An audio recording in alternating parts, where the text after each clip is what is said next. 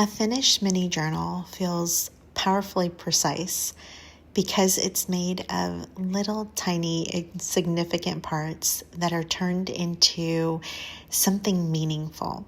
In the same way, a messy desk with scraps and threads and bent papers looks chaotic until you realize that those are the exact fragments that hold the potential for beauty. What feels like clutter in the moment can become the pieces of the story that you never would have told otherwise. Today, we're going to talk all about those quiet little moments where we can begin to search for joy, and we're going to make a beautiful little mini journal as well. I'm Ingrid Carlsen, and I'm so glad that you're here today, and I hope this video blesses you and encourages you to make something pretty today, even if it only takes 5 minutes. I wanted today to focus on looking for those little things around us. I've talked about this before, where I believe that journaling, junk journaling, art journaling, mixed media, all those things are so therapeutic for us. Whether you are going through a time where you are just happy and you want to document that happiness, or maybe it is a time where you're struggling with something. And so I want to tap in looking at the little small things. We're also going to make some small things. We're going to make a little mini journal using some playing cards. I think these are from Dollar Tree, but I'm not 100% sure. So I'm going to start off by taking some painted papers that I made, and this is just some cardstock that I painted over so that I could use them for a day just like today. I'm going to cut them out in the dimensions I gave you before. I think it was 1.5 by 1 3/4. And then I'm going to punch holes, and this is going to be the piece where we're going to be able to bind, so to speak, our journal with some ring binders. It's a beautiful project. It's very sweet. And I think my favorite part is that it's ever evolving. You can, if you have 5 minutes, you can take one of these cards out, make it, and then add it to your ring. It's not a huge journal that is calling out to you to fill, that it's needing some work done, or you have 50 pages left. It's something that is very easy to attain and to do. And of course, it looks beautiful. I'm going to start off by grabbing some tissue paper, and this is just regular tissue paper that you get at Dollar Tree in the party aisle, I guess, where the wrapping papers are. And I'm going to cut my tissue paper to be a little bit bigger than my card.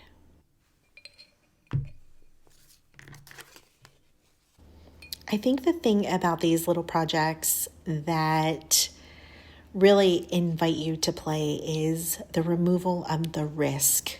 When you're working on something that it's small, and let's say it flops, let's say it's not what you were intending, then you can move on and not feel guilty about it. Here, I'm going to take some glue that I've made. You can use Mod Podge. This is a 2-to-1 ratio white glue. It's 2 parts Elmer's like children's school glue with 1 part water, but you can use whatever. You can use matte gel medium, and you're going to see here in a second that, or actually you just saw that I tore the tissue paper, and it's okay because it's so thin and translucent. It's really a great medium to work with, and this is that perfect project that takes away the need to want perfectionism, to want everything to look beautiful and pretty. We are going to start off by kind of mucking things up with this tissue paper. We are taking a flat surface, a shiny surface, and we are giving it more character. We're giving it flaws actually with crinkling the paper, especially in this last one. I'm going to actually crinkle the paper first before I add it onto the card, and it's so freeing to not have to play by the perfection rules.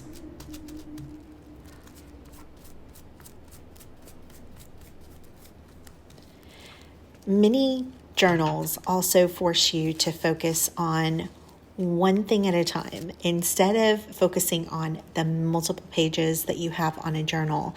A project like this is going to allow you or even force you to focus just on one thing at a time. It sharpens your intention and it really elevates the enjoyment of creating.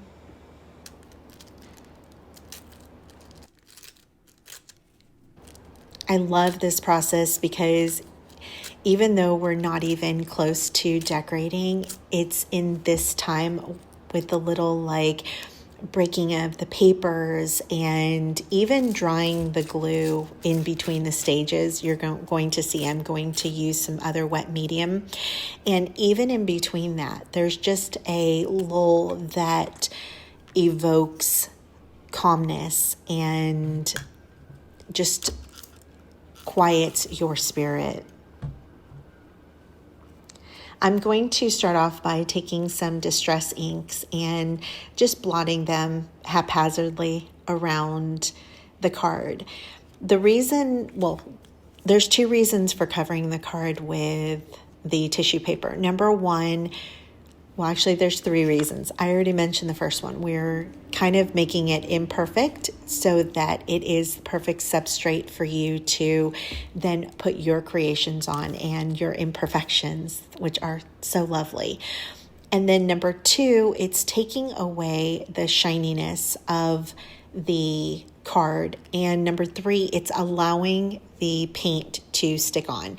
If you were to use this paint directly on this card, it pretty much wipes off because it has almost a plastic exterior on it. And so when we are layering, so let's say maybe you don't want the crinkled look, you can still add the tissue paper and let it be smooth. It's still going to give you the other effects, even though it's not as grungy.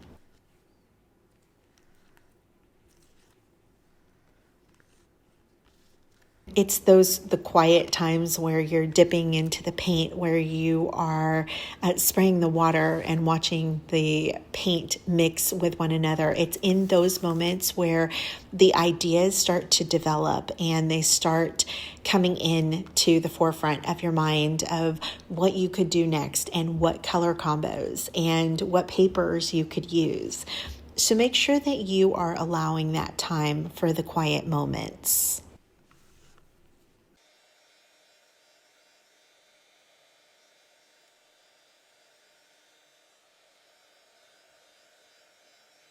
This is a great project to develop a creative ritual. The thing is that joy builds through repetition. And when you are looking at it all by itself, 2 minutes here or 5 minutes here, 15 minutes here, it doesn't seem like a lot. But when it's consecutive and it's put together, then that could be 10 hours of pure joy. And it doesn't have to take a ton of time. I love these little tiny projects. If you've noticed on my page, I've been doing a lot more small projects than big journals. I feel like in the season that I'm in, and maybe you're in the same season with me, that I want to create something that can be done, that I don't have to feel bad for not finishing, if that makes any sense. Have you felt the same way? Is this something that is relatable to you at all? Let me know down in the comments.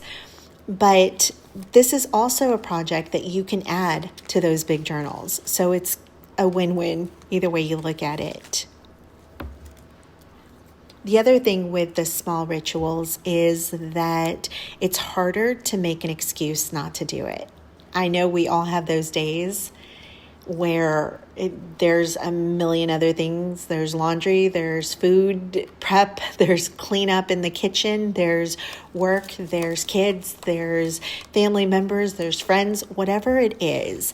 It's so easy for us to push aside spending time for ourselves. And for me, this is the most precious time. I can tell the days that I don't create anything. It also creates the momentum. Just like I said, if you're doing a few minutes a day, it's going to add up. And just like, well, I don't know if this is how avalanches are formed because I've never lived in a climate or in a place with mountains like that where I've been able to experience that. But in cartoons, they start with a small pebble and then it builds and builds and builds and it's bigger. And I think that's with every practice. It's the beginning of starting it, and making something small is a nice little pebble beginning that anyone can start.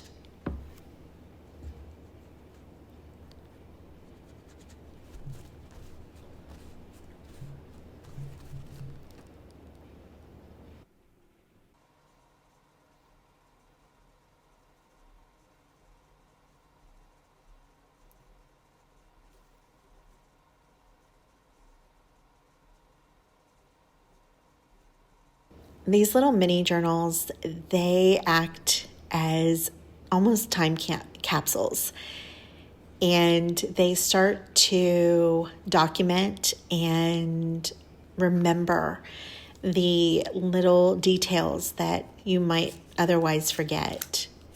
And so I'm wondering if when I look back at these later on, if I'll remember that I was searching for my scissors and I had no idea where they could be because I was searching for them for quite a few days, and then I found them and they were able to let me distress and cut out each of the pieces.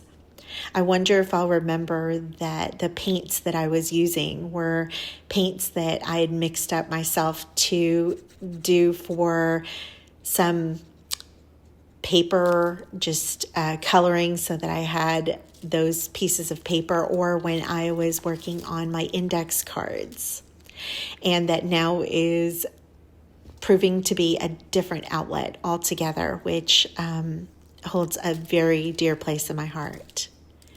And maybe this memory will remind me that I looked through all of these paper girls, but this girl stood out to me. And I knew that she was going to win and be the crown jewel.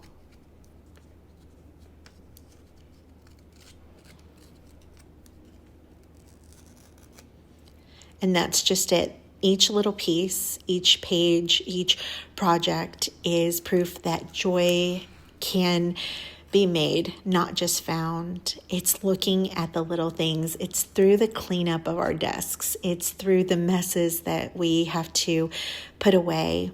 It's in collecting tiny little things of overlooked scraps that now have a sense of worth and of beauty. And I promise you that when you look back, it's never going to be, oh, that was the perfect page that absolutely moved my soul. It is going to be, that is the perfect imperfection page that feels human and tells my story.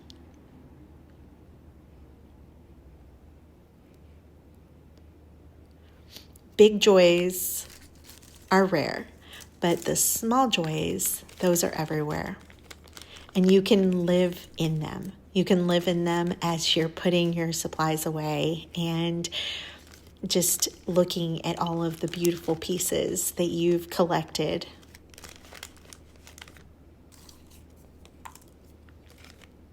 It's in the art of noticing the light, the texture, the words that train your brain to value what you might have missed previously.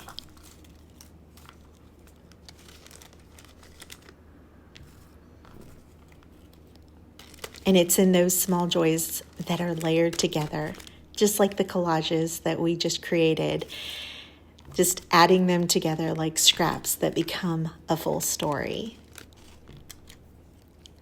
Just remember that smallness is not less, it's just concentrated. And just like the perfume in a little vial or the ink in a pen, like the tiny little journal that you have in your hand, the scale doesn't reduce the joy, it intensifies it. I want to thank you for being here today, and I hope that this video has brought you some joy and encourages you to look at joy in the small things and to create something today. And I want to remind you today that you are beautiful, you are special, you are talented, and the world deserves to know you. I thank you again. Until next time. Love you. Bye.